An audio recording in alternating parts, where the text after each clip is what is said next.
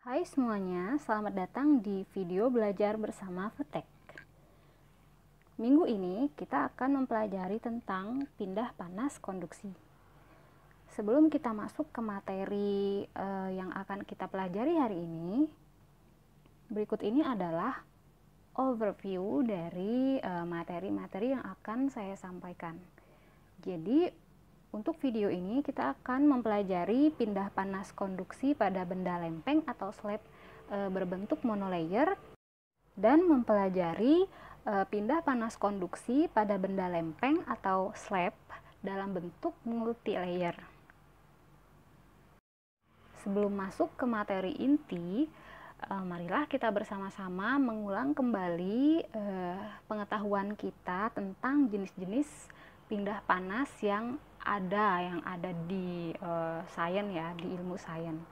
Jadi kita sudah paham bahwa minimal lah, paling tidak ada 3 jenis pindah panas, yakni konduksi, konveksi, dan radiasi. Tentunya kalian tidak aneh lagi dengan istilah-istilah ini ya. Jadi pindah panas konduksi ialah proses perpindahan panas antar molekul dalam suatu benda padat. Misalnya kalau dalam proses pengolahan pangan, kalian bisa menemukan jenis pindah panas konduksi ini ketika kalian memasak menggunakan kompor gitu, sederhananya. Jadi menggunakan kompor dan kalian menggunakan wajan. Nah, di situ kompor kan sumber panasnya adalah api ya, mengeluarkan panas api gitu, dalam bentuk api. Api itu menyalurkan panasnya melalui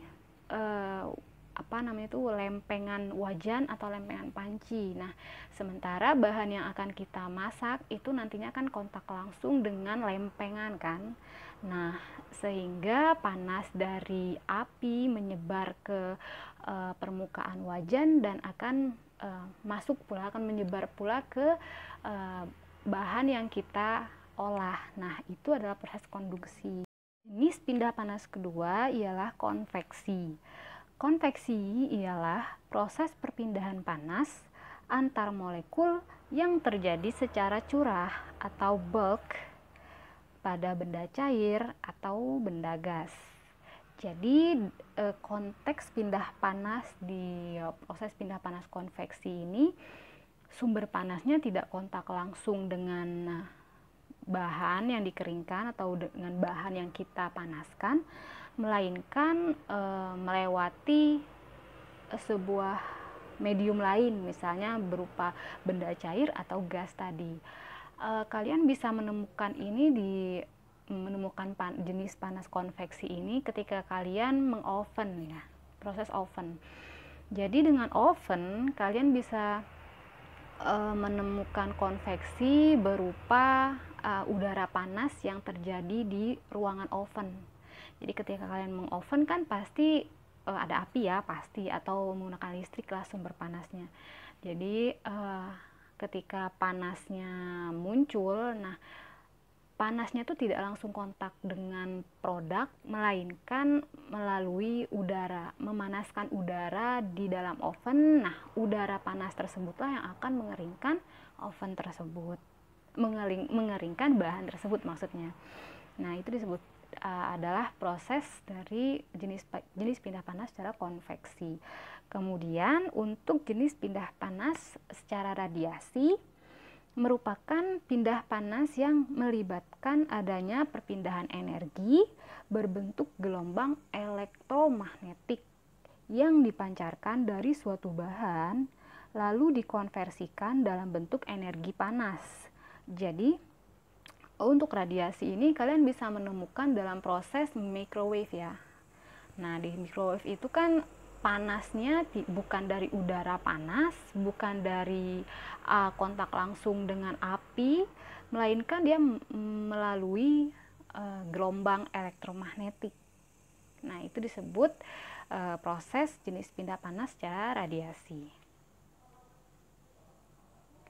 Karena di materi ini saya akan menjelaskan lebih lanjut tentang konduksi, maka pastinya kalian akan selalu menemukan istilah konduktivitas panas.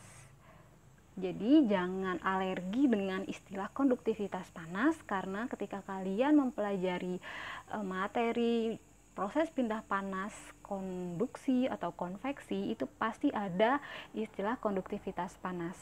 Nah, konduktivitas panas itu disimbolkan dengan huruf K dan satuannya ialah watt per meter derajat Celcius. Persamaan untuk menentukan konduktivitas panas itu berbeda-beda untuk setiap jenis bahan pangan. Nah, dalam hal ini saya akan lebih menjelaskan beberapa persamaan dari konduktivitas panas yang digunakan untuk menghitung konduktivitas panas buah dan sayur, dan untuk konduktivitas panas daging. Nah, untuk menghitung konduktivitas panas buah dan sayur, persamaan matematisnya ialah 0,148 ditambah 0,00493 W. Apa itu W? W adalah jumlah kadar air dari buah atau sayur. Nah, untuk daging itu persamaan matematisnya berbeda.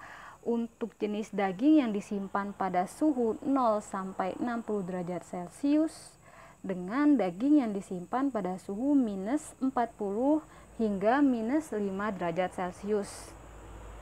Jadi kalau di soal diketahui misalnya daging memiliki kadar air sekian, kisaran sekian misalnya, kisaran 60-80% dan disimpan pada kisaran suhu antara 0 hingga 60 derajat Celcius, maka gunakan persamaan matematis dari K sama dengan 0,080 ditambah 0,0052 W. Ingat, W adalah jumlah kadar air dari daging tersebut. Begitu pula jika di soal diketahui bahwa daging disimpan pada suhu misalnya minus 30 dengan kadar air sekitar 70 derajat Celcius, maka gunakan persamaan berikut ini. Nah, ini kalau di persamaan untuk daging bersuhu yang disimpan pada suhu minus 40 hingga minus 5 derajat Celcius dengan kadar air 65 hingga 85%, persamaan matematisnya kan ialah persamaan matematis untuk konduktivitas panasnya ialah 0,28 ditambah 0,019 W sebagai kadar air minus 0,0092 T. T adalah suhu yang digunakan untuk menyimpan daging tersebut. Baik, daripada kita bingung, marilah kita langsung ke contoh soal saja. Jadi untuk contoh soal nomor 1, nilai konduktivitas panas dari jeruk yang mengandung 75% air adalah, ingat jeruk adalah termasuk buah ya, berarti kita akan menggunakan persamaan matematis yang pertama ini. Tinggal dimasukkan saja ke persamaan tersebut. Jadi K sama dengan 0,148 ditambah 0,0493 dikali, ingat dikali W kan tadi di persamaan tersebut. Nah, dikali W, jadi W-nya kita ganti dengan kadar air dari si jeruk, yakni 75% atau 75/100, hingga diperoleh konduktivitas panas jeruk ialah 0,152 watt per meter derajat Kelvin. Jadi konduktivitas panas itu bisa satuannya watt per meter derajat Kelvin atau watt per meter derajat Celcius, sama aja nggak apa-apa. Kemudian kita masuklah ke materi inti dari video ini. Pertanyaan pertama, bagaimanakah pindah panas konduksi pada benda lempeng? Begitu. Untuk menjawabnya, kita masuk ke materi. Jadi, sesuai dengan overview di awal tadi, kita akan mempelajari dua jenis pindah panas konduksi, yakni pada benda lempeng berbentuk monolayer dan pada benda lempeng berbentuk multilayer. Nah, untuk awal penjelasan saya akan menjelaskan tentang pindah panas konduksi pada benda lempeng dalam bentuk monolayer dulu ya, karena untuk penjelasan monolayer itu jauh lebih sederhana dibandingkan yang multilayer, tapi dua-duanya tidak sulit kok, tenang saja.